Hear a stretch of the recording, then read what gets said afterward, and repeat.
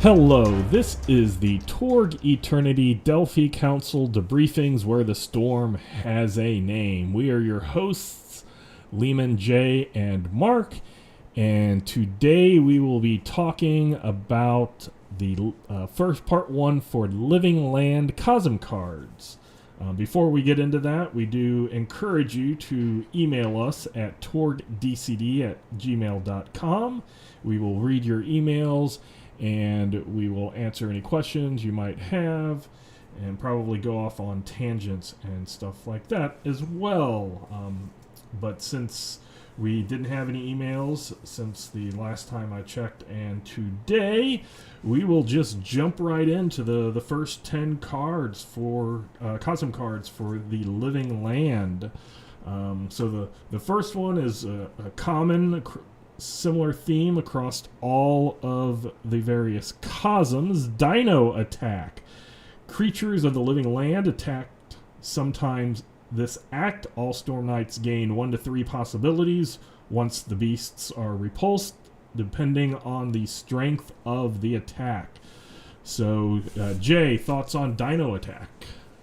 It's pretty much the same as usual. I think we've gone through these enough, but it is worth noting that it's kind of like Mark has talked about before, where it says at some time in this act, it's not like reinforcements like the Core Earth one or suddenly like an Island Empire. So the GM has time to think about it and use it when appropriate. Like if the Storm Knights have been doing really well and blowing through everything, they could send something. If they have been having trouble, they could send something weaker. But yeah, it would behoove players to play this as soon as possible, but know that it's not necessarily immediately. Mark, your thoughts? Any different, or to reiterate what we've talked about before? I agree with Jay simply because Jay said, what I've said before. What you said. But this, I think that part of the reluctance on players' parts to play this card, and the ones like it, is that they have in their mind that it means a T-Rex every time. And a lot of times that's what you get out of this card is the T-Rex or something similar, because let's face it, you're in the living land, and fighting a T-Rex is fun. It's cinematic. It's the big monster. It's what everybody, whenever I play and we're doing our requisitions to go into the living land, what do I always want? I want law rockets. Why do I want law rockets? Because T-Rex is the thing. And you need law rockets to take out it makes it easier to take out a T-Rex, but you don't always get a T-Rex. So GMs, if they're going to play it, you might want to, foreshadow the T-Rex with some roaring in the jungle and the trees move, and maybe one of the tribes of Vadinos or somebody that they talk to hints at a T-Rex. Don't ever throw a T-Rex at them, though. Make them think it's coming, and then give them something like, this herd of campies or something else, little lizard piranhas that come up and just are a much greater threat, perhaps, but it's not what they built themselves out for. So, just throw them a curveball. I can't even speak. A curveball every now and then, and not throw the T-Rex out there. That's a good point, actually, because of one other thing with the living land. Since so many of the things, like they're creatures and dinosaurs in this case, be especially careful if anyone has mind control in the party, because you're just giving them a T-Rex. Yeah, I think I threw raptors, little velociraptors against the not the Jurassic Park were really Deinonychus dinosaurs, but the actual smaller ones, like medium-sized dog shape or size. But yeah, and the other thing, to reiterate, for the possibilities, I always suggest don't look at it like a T-Rex is a 3 possibility and this is a this possibility. I just throw the dinosaurs out there, let them fight, and then based off of how easy or hard the difficulty that encounter was at the end, and that's what I reward the players with. So if they go in and they get a lucky shot and take out that T-Rex, well, that T-Rex at that moment in time wasn't a severe enough threat, so everybody gets one possibility. If people are rolling ones and they can't get rid of that small little, dinosaur thing, then sure, and they have to spend some resources and cards to do so, then sure, they can get 3. So I don't look at the actual creature or group of creatures as the threat. I look at what happens at the by the end of the encounter. So let's move on to this. Actually, is one of my when Torg Eternity first came out. This was one of my favorite Cosm cards. The Law of Decay. The hero's gear falls apart, is ruined, or lost. Each character must lose something valuable, such as all the ammo for one gun, a weapon, his armor, or some other important equipment. Each Storm Knight gains 1 to 3 possibilities depending on the value of the loss. GM's call. So Jay, your thoughts on Law of Decay? I think this is often used as like the poster child of Cosm cards to explain what their purpose is, because like in classic Torg, the Mists and the Law of Decay, I think, well, GMs loved it. It was great. Most players loathed it because it was just all, they would lose their stuff, it would break down, and it just happened, right? Mm-hmm. And when they least expected it, and they had no input on it. Whereas with this, it's the players call what they lose. Right. Though I have had a bunch of players try to debate me for like ages about how important this useless item that they want to get rid of is to them deep down, and how it should be worth more. But I usually look at it as like, how useful will this item be, and how replaceable is it? And if someone actually loses like a perk item, even though they'll get it back, that's usually a pretty big investment, like, of their power base, so that would be worth a lot. But yeah, I think this is a very good card. It kind of exemplifies the whole player agency in choosing to play Cosm cards, and fixes one of the things that people, like, that players hated about the Living Land before. Right. So yeah, really good. Top tier. Mark. So this is one of the things I'm kind of torn on this card, and it goes to Classic Torg versus Torg Eternity. In one of the things that I loved about Classic Torg was that when you went to a new Cosm, there were certain things that you just had to deal with. Aurora, you had to deal with horror. It was just a thing. It was going to happen, and you knew it was going to happen, and it was coming. In Living Land, you knew that your stuff was going to tear up, and you never knew what it was. It was always something, and you didn't know what was going to happen, but you knew something was coming. And now that's kind of been a little nerfed, because it's a, you play this, and as Jay pointed out, it's the player's call, which is a great, agent. I love agency. Players getting agency. I think that's a good thing. Don't get me wrong, but it's the whole, I go to Living Land and the fedora that I'm wearing has decayed and fallen off my head, and it's, I'm Indiana Jones and the hat's gone. Okay, well, as Jay pointed out, hat's not useful. But I'm emotionally attached to the hat. You should give me 3 possibilities, because I feel trauma on the inside. Is that going to affect your D20 rolls? No, but okay, one possibility. But it kind of neuters the ability of the Living Land to be the Living Land, in my opinion, because the Law of Decay doesn't really cause anything to decay anymore. Okay, so I'll put my opinion, because everybody has different opinions, and that's why Torg Eternity and Classic Torg are great. I also had the players that never wanted to be in the Living Land because they knew that they were going to lose stuff. And for this, I don't allow them to say, oh, my left sock. I lose my left sock, or I lose my fedora. I say it needs to be something on your equipment list, on your character sheet, that has some stat next to it.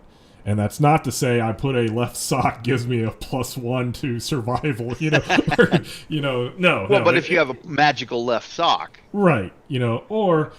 if you are playing a character like, okay, I have a influencer, like a YouTuber, Instagram influencer, Storm Knight, that one of my players plays. And so he's always on his cell phone. So, that would be a little bit more than if it was just somebody else on my cell phone. So that's how I would see the fedora. If it is Indiana Jones who is going back and making, a more difficult thing to save his fedora when the trap is closing and has turned that into something, then that makes sense. But if it's just, I have this and I wanted some possibilities for it, then no, it needs to be something on that character sheet with a statistic. Because, I like you get to choose, and that's also, if somebody, this is my firearm and I have nothing else, and I'm an actual, ranged combat person, that's going to be a lot more than the guy who carries a different firearm for every realm, so he's always ready. Right. Because he has backup. So, how many things do you have that character? How, not how important is. Don't argue with me on the importance it is to your character.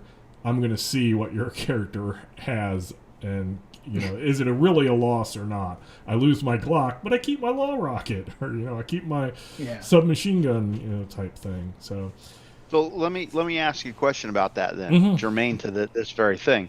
Let's use the firearm as an example, but it could be anything.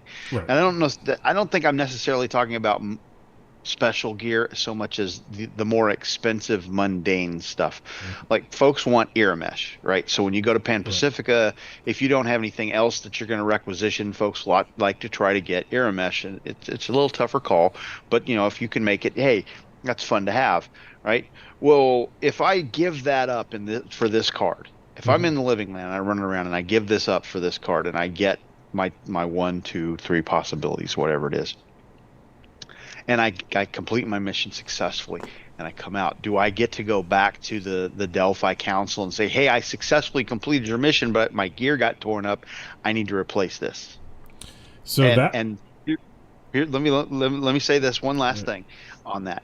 In the military, if part of your issue gear goes down, it's destroyed or it's unserviceable, you go and you take what's left of it back to supply, and they give you a brand new one. You have to turn it in, but you get a brand new one. Now I realize we're playing a game, so I'm asking the question because we did that. I think I can't remember which one we did, but we talked about ammo. Does the Delphi Council just give you ammo?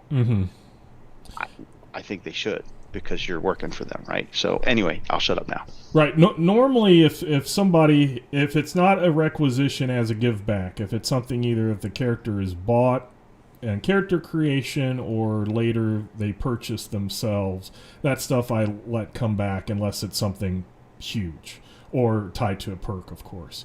But like the Uramesh, if they did it as a requisition, then okay, you did it, you used it, now you can try to requisition it again next time. No. I mean, I bought it with a Streetwise, and I own it now. But if my character owns it. But if you've bought it, and that's one of the things, then I mean, this will be something that might be in table variation. I would allow it.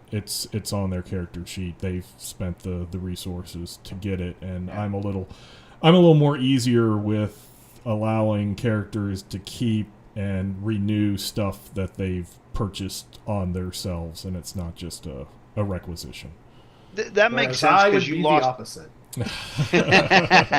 No, I like that because that makes sense in that you lost it for the act or for whatever period of time the card affected you for in the living land, if it's a multi-act adventure or whatever.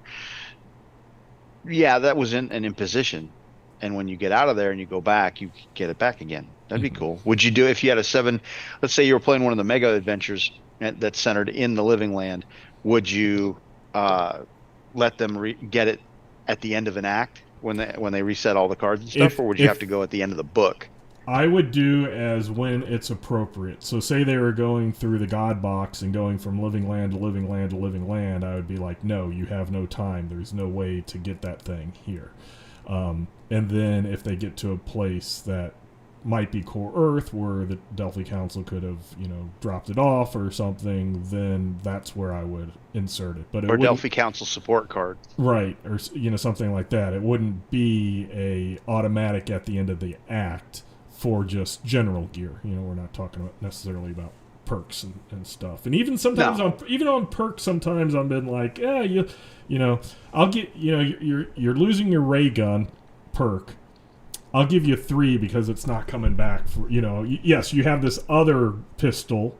It's not your ray gun, but you have something else. So I'll give you 3 because it's not going to come back for like 2 acts, So it's not gone. This card doesn't permanently destroy the item. As far, table variation. Right. Because there's some like- things that I've just been like, nope, you got to get that back. Yeah, for me, I would have it destroy things, but because that gives it the difference between perk protection, streetwise, and Delphi Council requisition. So when you do a Delphi Council requisition, you're expected to give it back anyway. So if it gets destroyed, who cares? You can just requisition a new one next time. If you buy something with streetwise for yourself, you have it again automatically the next game. And you continue to have it automatically, like, until something happens to it, right? So that's in some ways better than requisitioning it from the Delphi Council, because you get it automatically in future adventures, and you can potentially also requisition something with the Delphi Council too.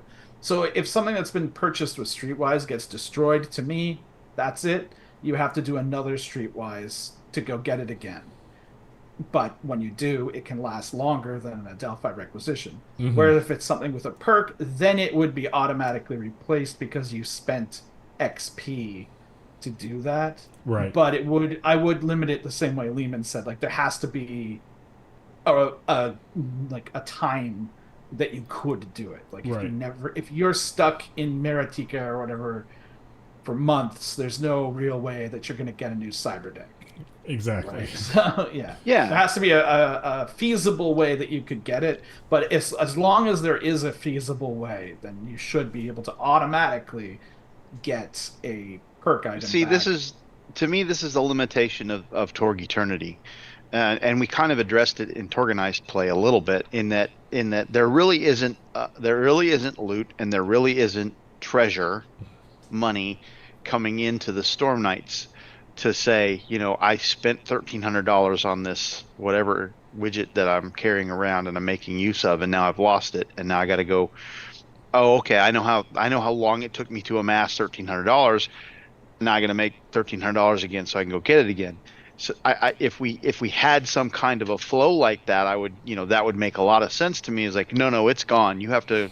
Yeah, this decrements your treasure, but that's not really there. You're like a special operator for the Delphi Council, and they take on the upkeep of your mission readiness, if you will, to the point where but like you were saying, you decided to go out and streetwise that thing. The Delphi Council didn't issue it to you, and so to the Delphi Council, you're like, well, you spent your money on it. Why should we have to give you that back? That does, we got a budget too, So, I get that. That's just I like Leamon's approach. I got to figure out a blend of the two, because Jay's approach makes a lot of sense in that I requisition this thing and I have to give it back.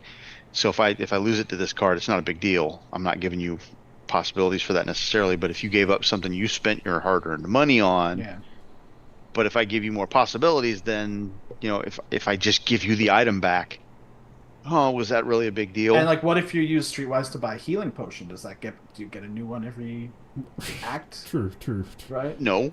I mean, if you haven't used it, you keep the one you got. Yeah, but I mean, I guess that's what I'm saying. If I had a healing potion and I drank it, I don't get a new one in the next adventure. Correct. So if I bought a machine gun and it got destroyed in the Living Land, why would I get that back, but not my healing potion?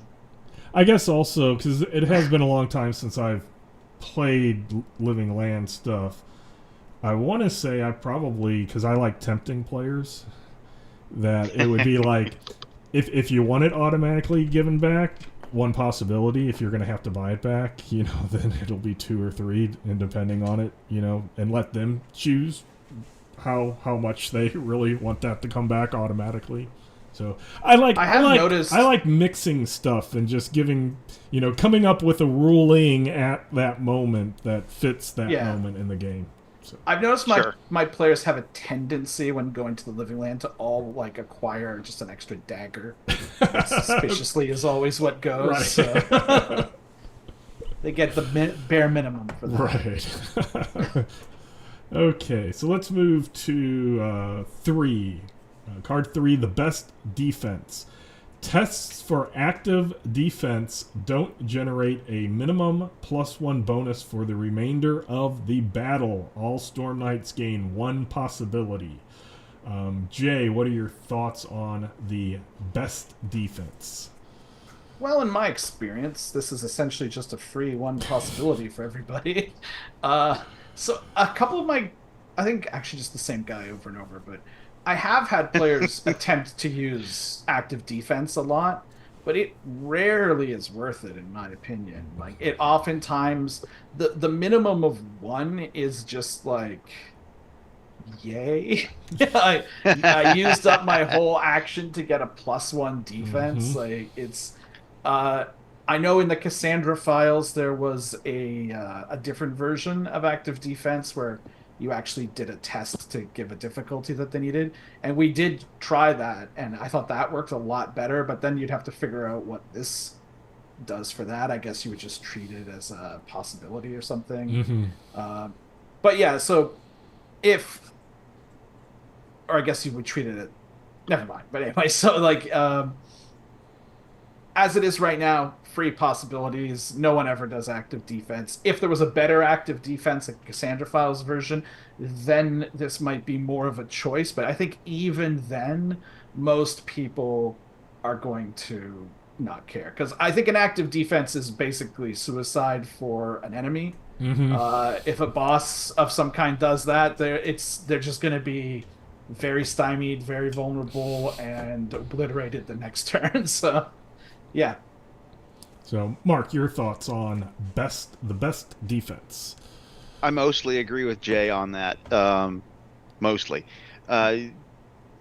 Active defense gets used quite a bit in organized play, but only when defend is an approved action, and only when the threat that they're facing is likely to miss,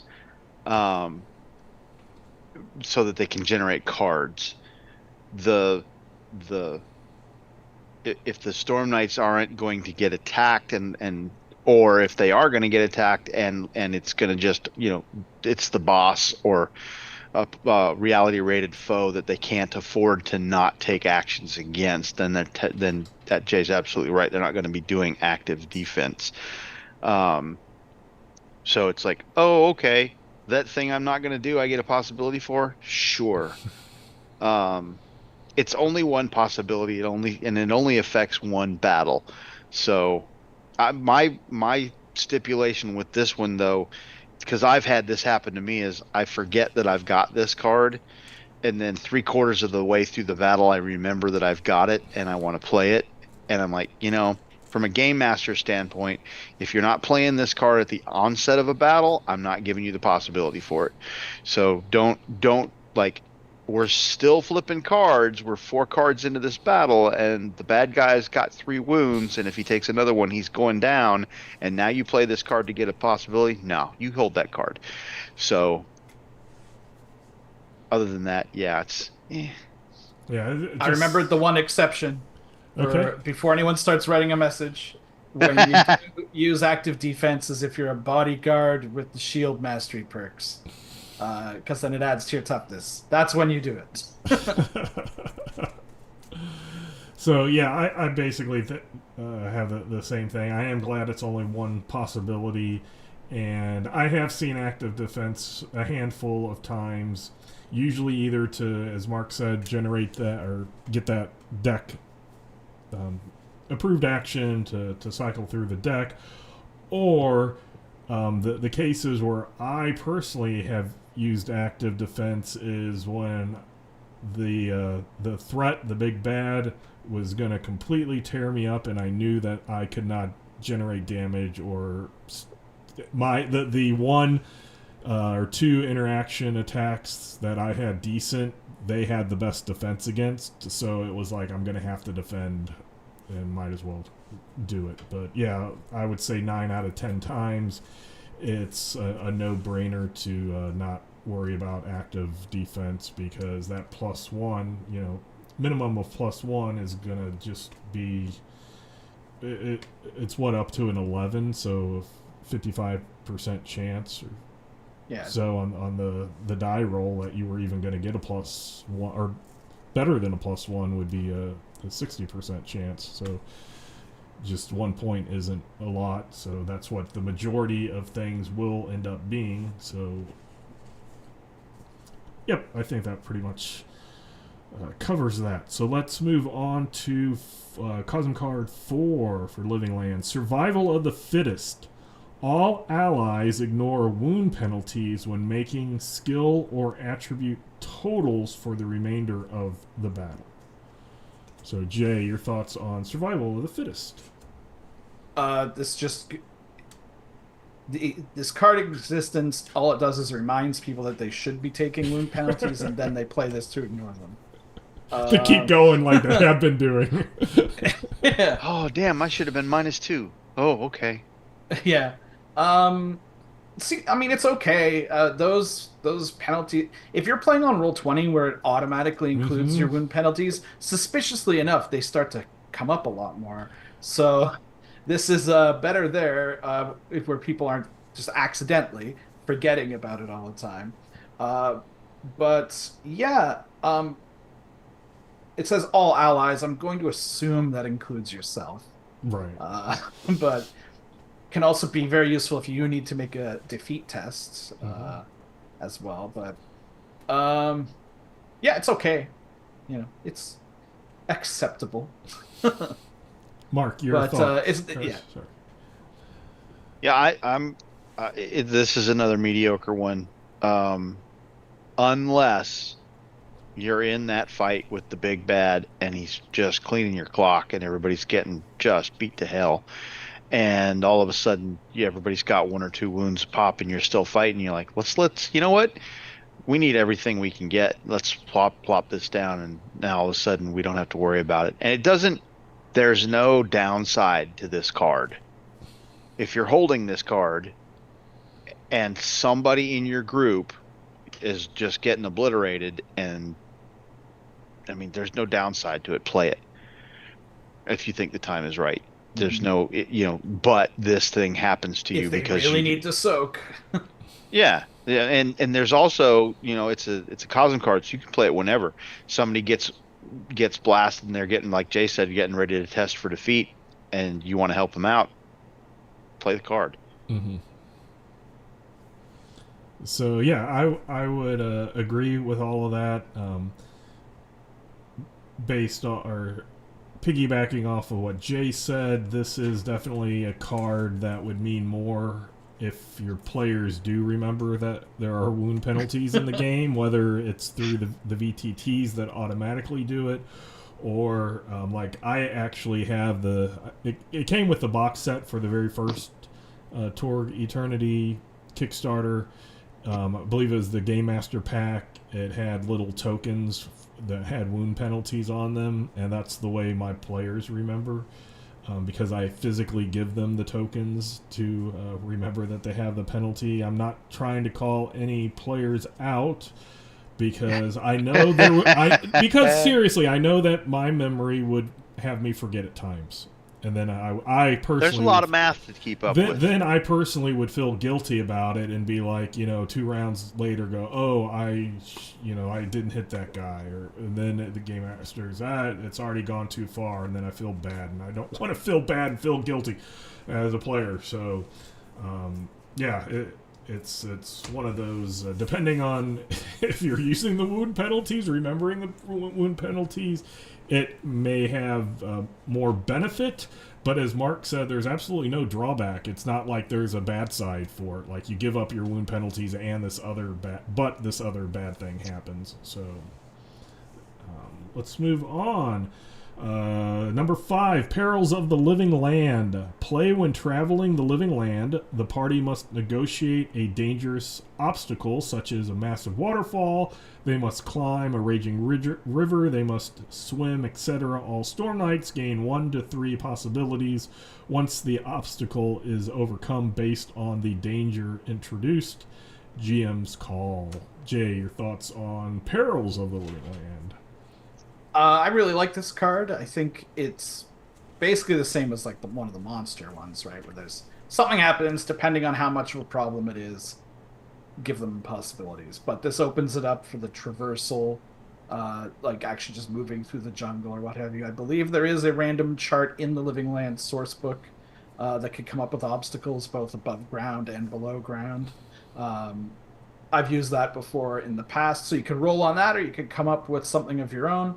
I really like it. It's very flavorful, and it gives the GM carte blanche to do like anything they want.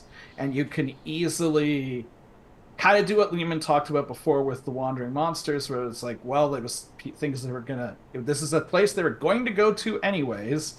Let's let the player think they caused it. Or you can even use it to sort of foreshadow other things that might happen in the campaign, or even throw a wonder in, although I believe there is a specific card for that. But as a GM, you could do almost anything. And I guess it depends on who you are as a GM, because some GMs love coming up with this kind of stuff on the fly. Some people want to have something prepared for it. It's just up to you. But yeah, I really like this one. Mark, your thoughts on Perils of the Living Land? I am in the camp of the I love the idea of coming up with something on the fly that fits the situation that the Storm Knights are in at the time. But I am also a fan of what Rod calls his stacks, in that you make some preparations. And so I would say, from the standpoint of being prepared, if you had the time for your mission, come up with like 3 different quickie things that are like, plot points, or not necessarily plot points, but little flavor text things that you could throw in there that are specifically for this card, that if this card is played, if one of these fits where they are, then use it, and off you go. It's kind of implied in the card that there's some kind of a skill test, challenge, or other thing that you have to do in order to negotiate successfully this thing, in order to get to your possibilities and rewards. So you might do 3 of them, 1 possibility, 2 possibility, 3 possibility challenges, depending on how bad off your party of Storm Knights are at the time. But I love the idea of this card being something comes up that's not trying to eat you. It's a challenge. It's an environmental challenge. And then, the waterfall, this card's got the tropes on it, the waterfall, the gorge, that kind of thing. But volcanoes are a thing. Sinkholes are a thing. Avalanches, rock slides are a thing. Storms, thunderstorm, whatever. Be creative with it. But I would absolutely have some little things that come to mind, so that even if you're in the middle of it and your Storm Knights are doing whatever they're doing, if something pops into your head like, I like this better, run with it. But if you're like, I got nothing, pull up your list and see if that doesn't jog your memory into putting them into something. Yeah, I really like... I see it flipping. It's page 64. There we go. I was looking for it. Jay was faster. I really like this, as it can bring the travel. Instead of just hand-waving travel, you can actually bring out the travel and make it worth it. Not that it's not worth it otherwise, but a lot of groups will just want to get to the next encounter, and this is a reason to, hey, here's what the Living Land is, and bring in that description and stuff. I think the one that I remember that my group went through was just a heavy rapids down a small river. That was one thing that a lot of us liked doing, is going on canoe float trips and sometimes after storms and when there's trees in the small rivers and stuff, they would make rapids, and you would see boat or canoe after canoe hit the same spot and everybody fall over, and then you have bets on, is that group going to do it, and stuff like that. So I let that type of stuff even get bigger in theme and Torg Eternity and do that. So yeah, I love Perils of the Living Land, and as Mark and Jay both said, it's sort of like the monster or the threat thing, but it's the environment. So look at all the environmental rules that are out there, and bring into those type of things into play, which could be fun. So let's move on to the Deep Mist, number 6. Play when traveling the Living Land. Your group becomes lost in the Deep Mist, taking 3 times longer to reach its destination and meeting additional encounters or obstacles. All Storm Knights gain 1 to 3 possibilities based on the complications this causes. So, Jay. So this can be a dangerous card, because taking 3 times longer, depending on your mission, might just mean you fail, right? So you got to always worry about that. The Deep Mist, it's funny because when Mark was talking earlier about the Law of Decay being nerfed, in some ways we can think about the main things that made the Living Land really did get nerfed to make it playable nowadays. And so I think the 3 main things were the Law of Decay, navigation, which was Perils of the Living Land essentially did, and the Deep Mist, because previously you could not see like very far in front of you at all, and it was compasses super didn't easy work. to get lost. Yeah. So the thing is, like, it was very thematic, and The Mist is one of my favorite stories / movies like ever. And I really love the atmosphere of that thick mist that you could barely see through. But in reality, what kind of would happen in the old Living Land is like adventurers would go in, and then they'd stumble around and get lost and emerge naked somewhere, So I don't think a lot of players enjoyed that. I kind of like that sort of thing, especially if you were into old OSR games like Hex Crawls, where it's like, let's see what's here, we're going to encounter it. I think a lot of people that liked those kind of games liked the Living Land, and maybe people that were into more narrative or just action games maybe didn't like the way the old Living Land was. So I see these 3 cards specifically as the modern update. So I like the Deep Mist, but it's kind of like mixing the Dino Attack and the Perils of the Living Land together, because it's basically up to the GM. It's like, what could happen? Anything. Dino Attack and Waterfall. Yeah. During Dino Waterfall. Attack in the mist with the But waterfall. it does say additional encounters or obstacles. They don't have to be dangerous. Right. You could meet some friendly jackets. You could meet... there's all kinds of things that could happen. So, again, this is extraordinarily freeform for the GM, so it's really up to them. But that whole 3 times longer thing can really be an issue if the adventure that you've made is in any way, shape, or form time dependent. Now, people are kind of fuzzy on time anyways in the Living Land, but yeah, it could be an issue there. Well, Mark, your thoughts on the Deep Mist? I really, really like this card, because this, to me, as Jay pointed out, is flavor of the Living Land, and it's part of what classic Torg just had steeped into the Living Land. You just did it. Now it kind of really only comes out, in my experience, it really only comes out when this card gets played. People forget about the Deep Mist and the Living Land, or they'll throw it in at the opening of the act, box text, and then it's gone, and nobody really thinks about it after that. From a organized play standpoint, and this dovetails into Jay's statement about the card and time.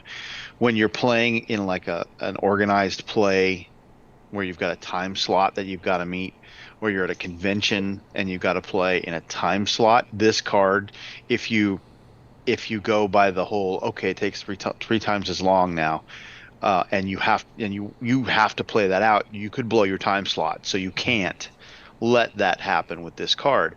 one of the things that you can do in that setting so that the card is still, you're not just nerfing the card so that the player doesn't get anything for it at all. And they're like, well, I'm boned. That wasn't very cool. Is you can, it's like Leamon likes to do, is give them a choice and say, well, how hard do you want this to be? Do you want it one possibility? You want it to be two possibilities? You want three? And offer them a trade, like maybe everybody takes a wound to simulate the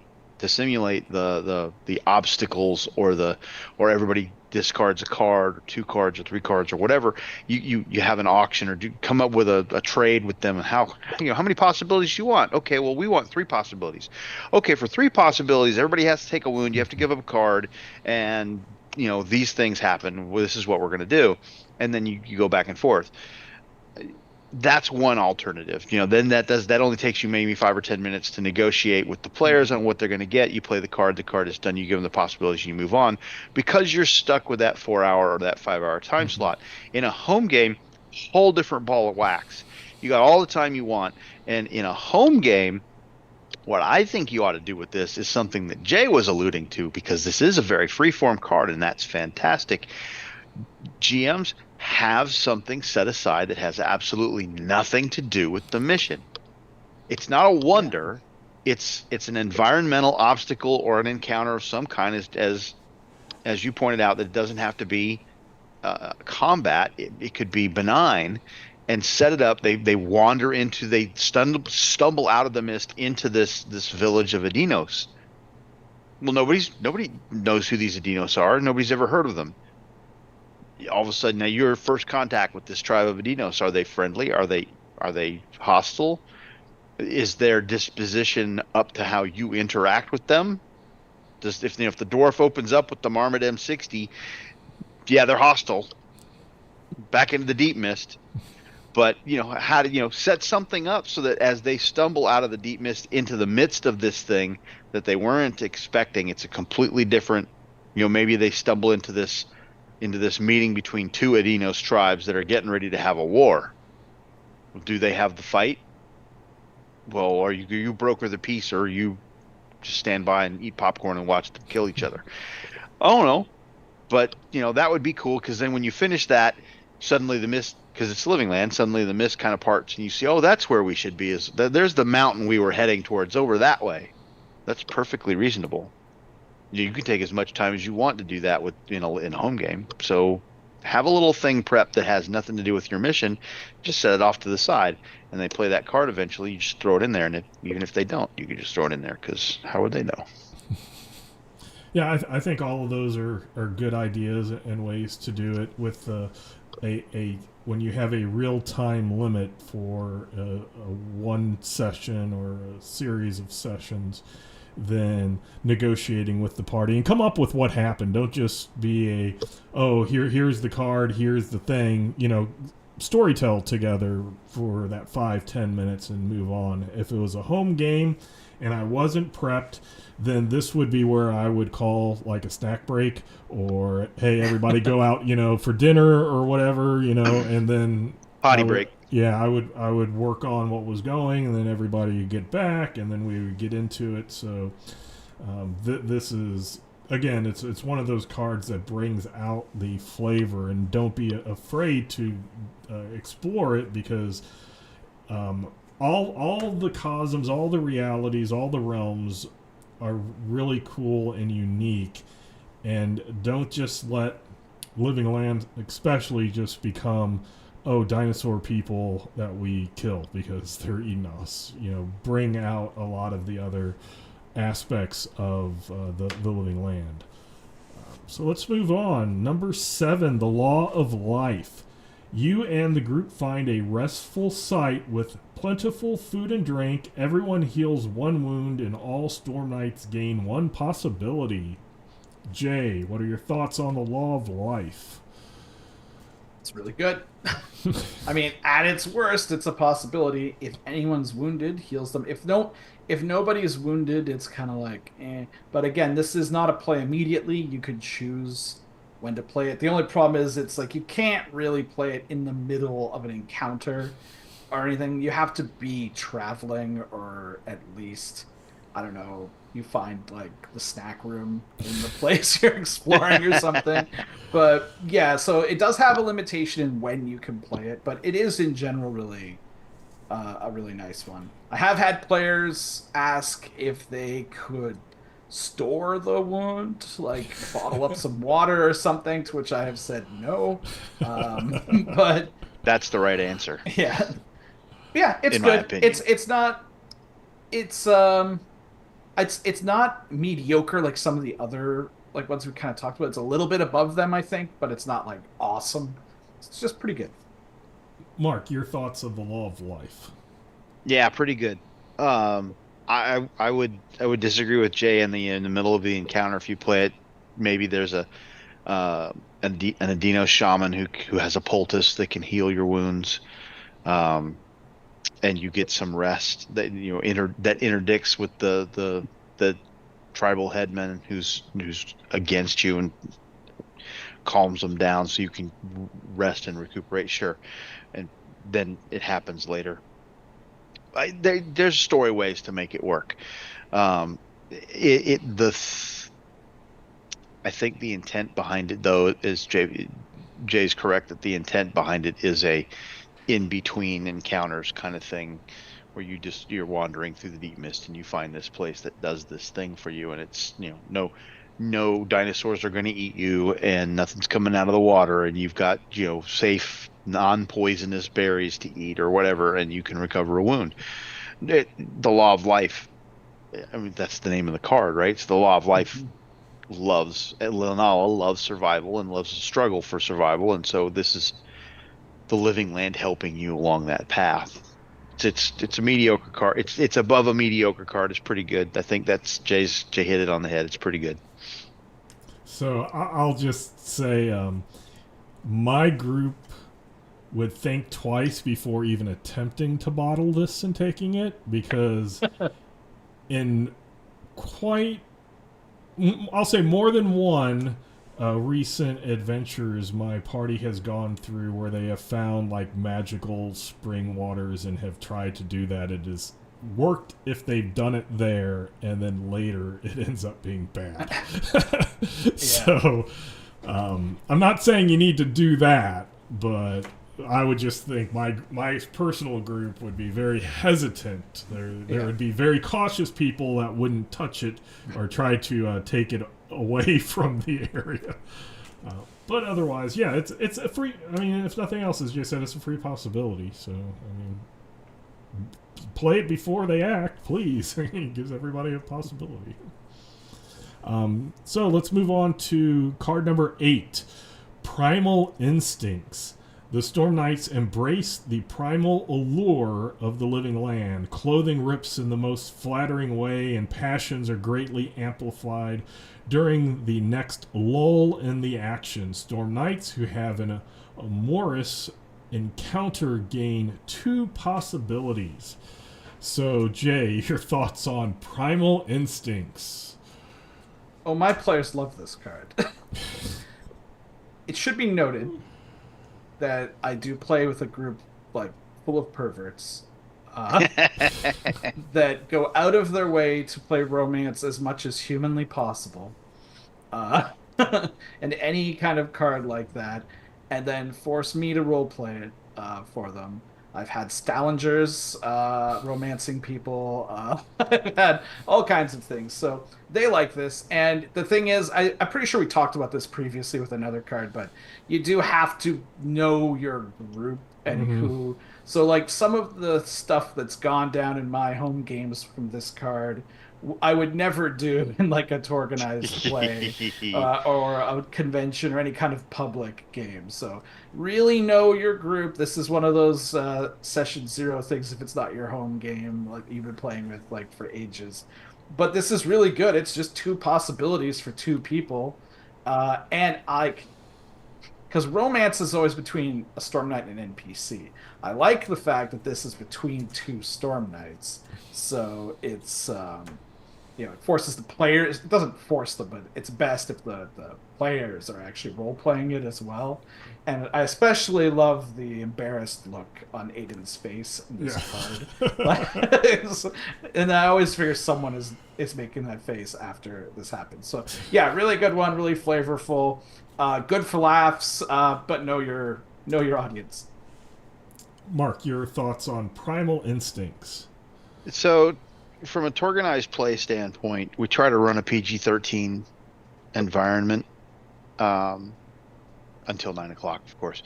I tend to want to pull this card out of the deck just because I've played with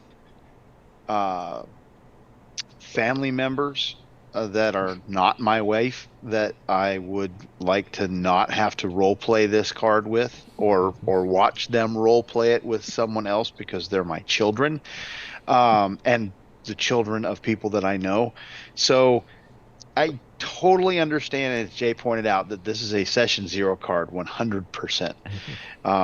If you're not comfortable with it for any reason, you ought to pull it out. There's nothing says you have to have every card in the deck.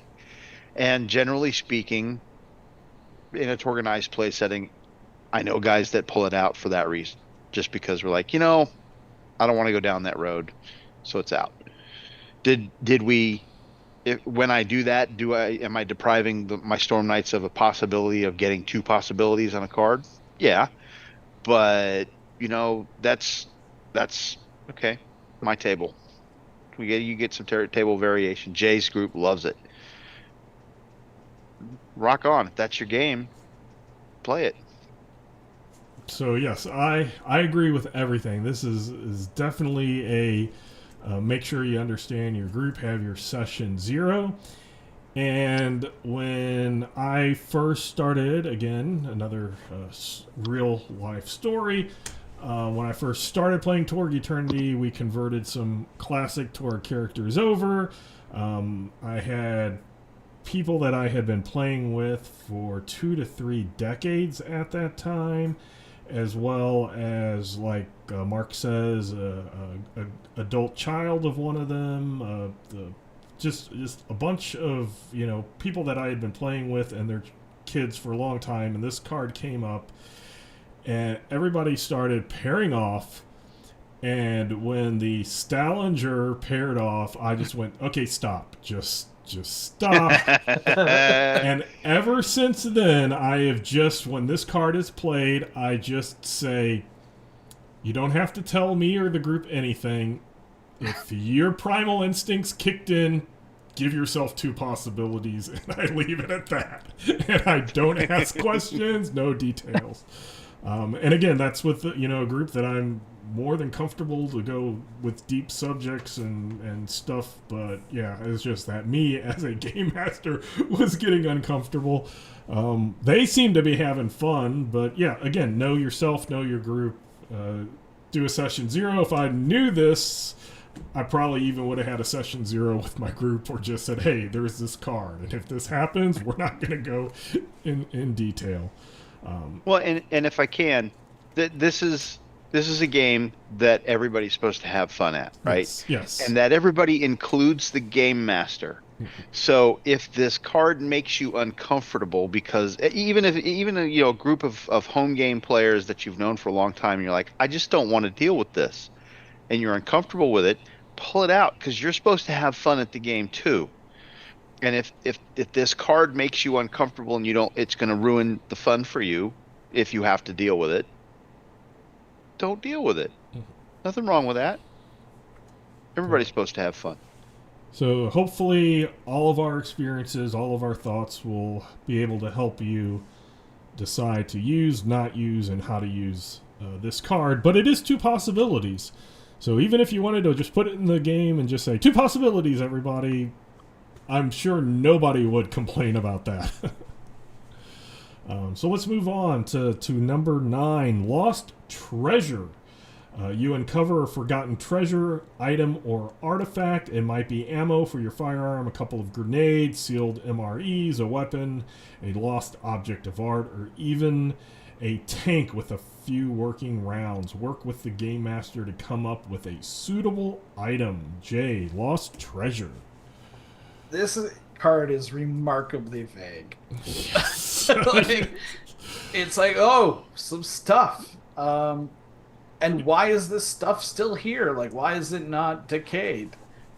I don't know. I guess they're sealed MREs, but as a GM, this is like partially is an infuriating card just because of how vague it is. On the other hand, if the players are desperately needing something, it's a good vehicle to put that in. If there's a T-Rex that they've been having trouble with and they play this, you could say, oh, look, a law rocket, or what have you. But I guess really the player should suggest something. And then as the GM, how ridiculous is this thing that they've asked for?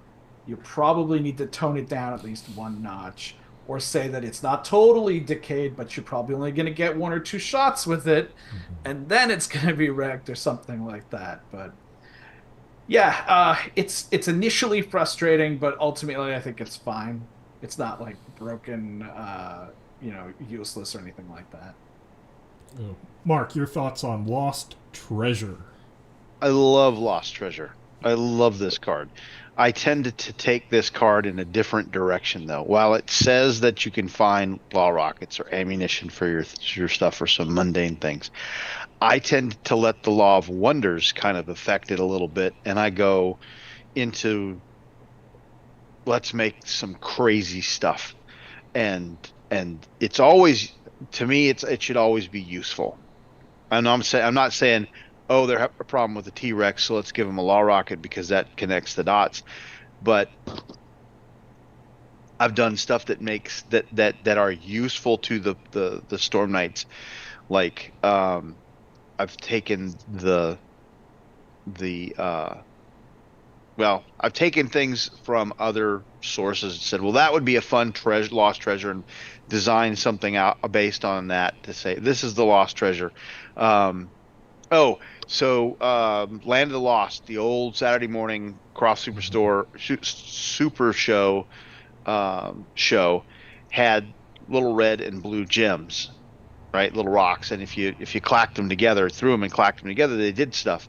Well, I mean, Land of the Lost is kind of very much living land, and so it's like, well, we got to put those in there. So I designed some stuff and put those in there, and it's always fun to me to put those lost treasures, because the Law of Wonders things just show up, and this is a great way for the Law of Wonders to manifest itself in a small way instead of like the great big wonder that you can walk into and explore and stuff.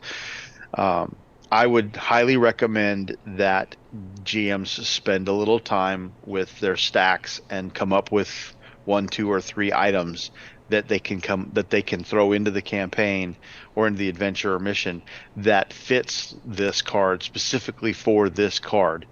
And as Jay said, it doesn't have to be like I just gave you, the nuclear button to solve any problem always forever after this day.